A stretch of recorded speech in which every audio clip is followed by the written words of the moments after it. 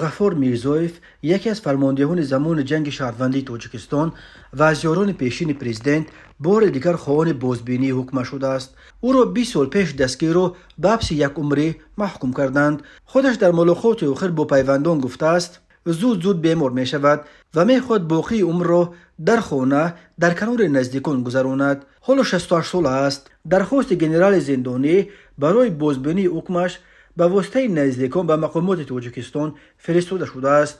عایشه میرزویف و خواهر غفور میرزویف روز 9 مای به رادیو آزادی گفت با برادرش در اول همین ماه در زندان گپ زده است. گفت که چند دفعه برای بازبینی پرونده و حکم به دادستانی و دادگاه نامه نوشت اما توجه نشد. حالا به رئیس مجلس ملی رستم اموملی نامه نوشته است. از وضع سلامتیش شکایت کرد. پایهایش ورم کردند. افزود عایشه میرزویف.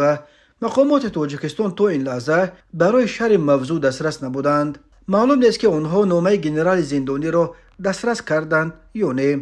غفور میرزویف در گذشته به دادستانی کل، دادگاه عالی و مقامات دیگر تاجیکستان نامه فرستاده درخواست بازبینی پروندهش را کرده بود. پیوندانش میگویند در 20 سال گذشته به قضیه او توجه نشده است.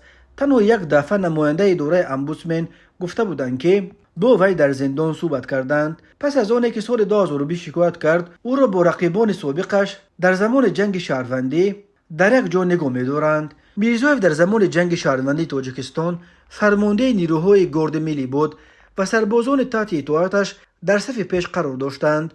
در آن طرف سنگر نیروهای اتحاد مخالفین تاجیک بودند که بعضی آنها به حبس ابد محکوم شدند. خواهرش میگوید غفور میرزویف حالا از شرایط زندان راضی است. اگر پیشتر در نیم سال یک دفعه خوراک میبردیم حالا هر 3 ماه میبریم. قبلا در یک سال 2 مرتبه ملاقات میکردیم حالا 3 مرتبه میبینیم.